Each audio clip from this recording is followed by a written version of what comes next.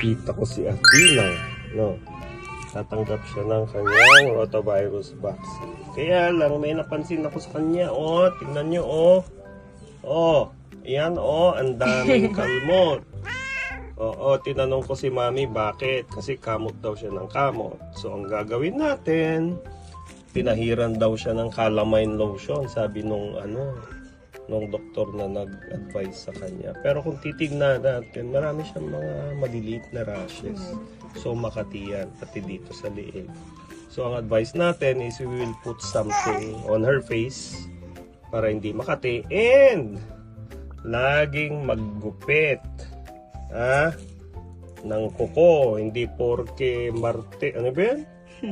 Miyerkules ba yun? Tsaka Sabado o Biyernes? Hindi po totoo yan. Kasi pag ito mahaba, tapos nakalmot niya yung mata niya, nako, mahal-mahal ng corneal transplant. Ano? Okay? Okay.